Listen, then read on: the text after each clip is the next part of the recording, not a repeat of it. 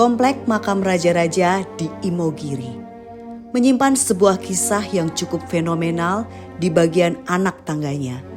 Ada beberapa kisah yang menyelubungi bongkahan batu di jalan menuju kompleks Sultan Agungan ini. Apakah yang sebenarnya terjadi? Untuk narasi lengkap, simak di caption dan jangan lupa like, follow, serta share untuk mendukung akun ini.